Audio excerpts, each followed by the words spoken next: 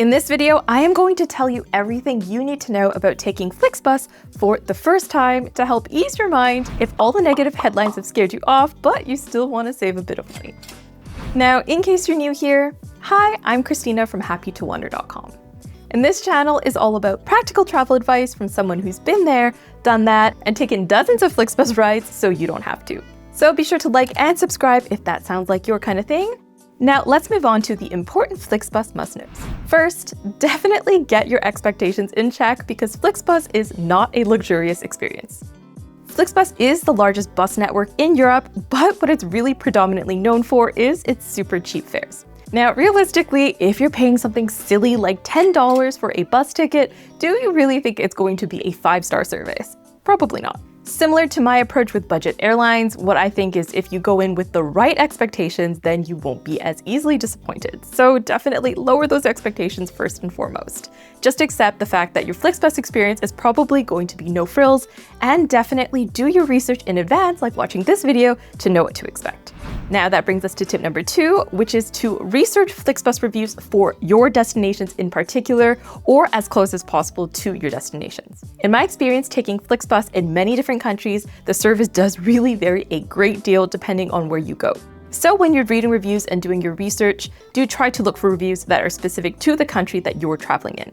And if you have personally used Flixbus before, then please leave a comment with where you went and what your experience was like to help out your fellow travelers. Now, that said, don't be too put off by all the negative reviews that you're bound to read about Flixbus when you're doing your research. Now, as with all things, people do tend to review more often when things go wrong. Now, according to the Flixbus website, over 90 million travelers used their service in 2024, so it's not surprising that there are some extremely negative headlines and stories. But the truth is, the vast majority of Flixbus journeys do go completely smoothly with minimal disruption. So don't stress too much that it's going to be the worst experience of your life. So long as you know the basics that are covered in this video, you'll probably be fine. That said, do brace yourself for mediocre customer service because more often than not, where budget brands cut costs is with customer service. And Flixbus is of course no exception to this. From the in-person customer service experience you get with your driver and other support staff to just general online customer support, you really shouldn't expect warm or friendly customer service that goes above and beyond actually just getting you to your destination. There also doesn't tend to be a Flixbus office or desk at the bus station where you can get help either, so just beware of that. So generally, if you think you're going to need a lot of support during your journey, or you think maybe you're going to need to amend your bookings at some point, you're probably better off with other options. Another big must-know is that Flixbus is not particularly known for its punctuality, so definitely avoid it for time-sensitive connections. Like for instance, if you need to catch any onboard transport, like a flight or a train perhaps, or maybe if you're going to an event or something. I've personally found that for short-haul journeys, they're usually fine, but of course, the longer the journey, the more opportunities there are for delays to accumulate. Honestly though, it's the same with lots of other bus companies, since they're at the mercy of traffic. So if arriving on time is a must for you, then maybe consider other options. Now, next tip, very important, do try to book journeys from the bus's initial departure point rather than a stop along the way. This is of course because the likelihood of delays from when you're at the starting stop is much lower than delays along the way, just because of course delays and traffic have a chance to accumulate throughout the journey. And I have to say, it is not very fun standing there wondering when the bus is actually going to turn up, which has sadly been my experience when I've tried to catch a Flixbus kind of partway along the journey. So definitely keep that in mind. I know this won't always be in your control, but if you're deciding between whether to do a bus or a train, or if you're maybe weighing the different pros and cons, this is definitely a distinction to keep in mind. Usually taking a Flixbus from the initial stop is going to be a much better experience than catching one partway along the journey.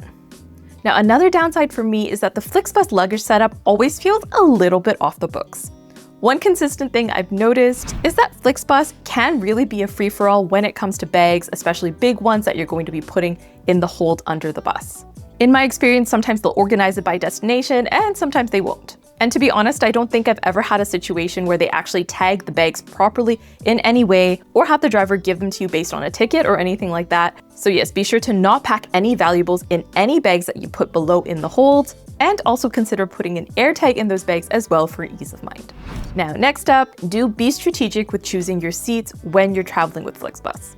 Just like with luggage, seat assignments can vary from country to country. Some bookings may allow seat reservations for a small extra cost, or they might be randomly assigned. Other times, it's again a free-for-all upon arrival, but in any case, there are two places on the bus that you should really pay attention to. First is the very front. They do actually charge a premium for reserving these seats because they offer a nice panorama view. And having booked them a few times, I will say they are nice for feeling a little bit less cramped, but for long-haul journeys, this might actually be a mistake because Flixbus generally has a few employees on each bus, typically one for driving and one as like a support role, I suppose. And so a lot of the time, they are actually chatting amongst themselves at the front, which can be tough to sleep through. Drivers also do sometimes play their own music at the front, often without any headphones, so this can be tough to tune out without noise-canceling headphones of your own. So definitely keep that in mind. The other section to probably steer clear of is near the bathroom.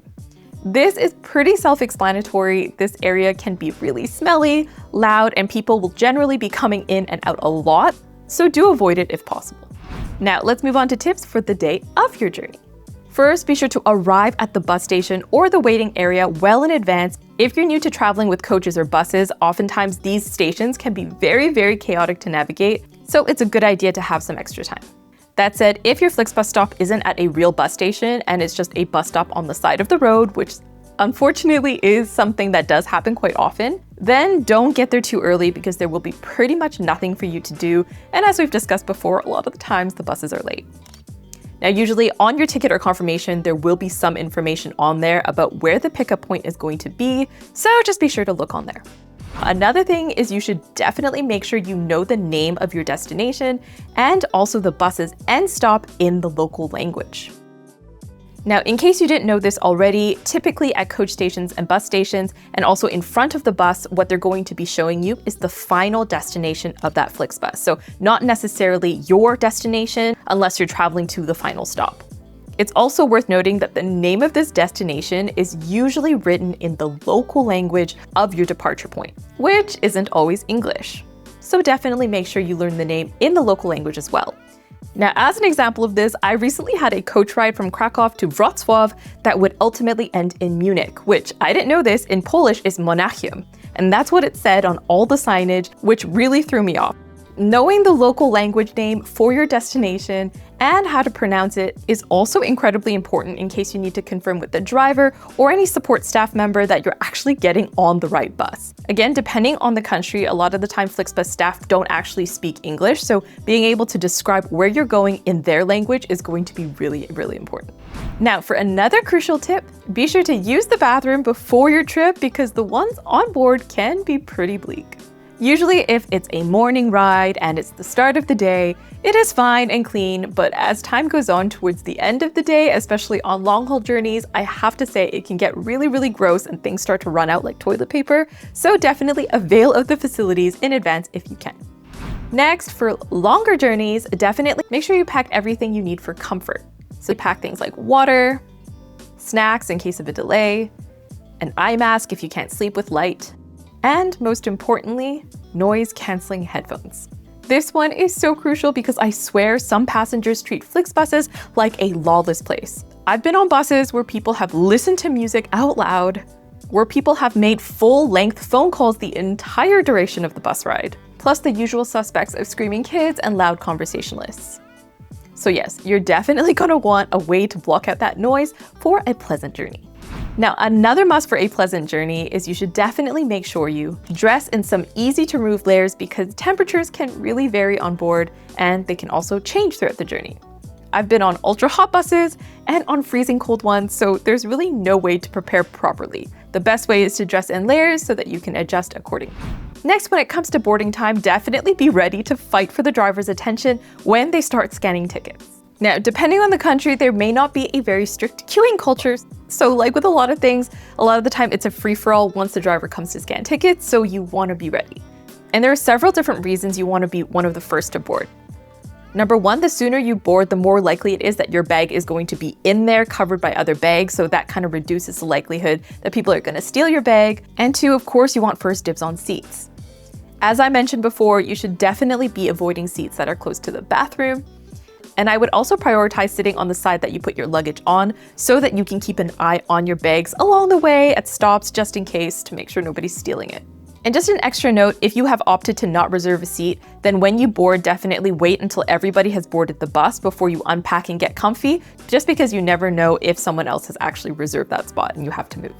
Now, speaking of getting comfortable, if you think you might fall asleep on this journey, then definitely make sure you set an alarm if you're getting off at a destination that is going to be before the final end stop. Now, on long distance journeys, especially overnight ones, oversleeping can be fairly easy to do, and realistically, nobody's gonna know which stop you're meant to get off at, so you're very much on your own. So definitely take a look at the estimated arrival time and set an alarm for that time to make sure you don't miss your stop. Another very important one to keep in mind is for any rest stops or breaks, do definitely triple check with the driver what time you actually need to be back. Then make sure you are definitely back by that time.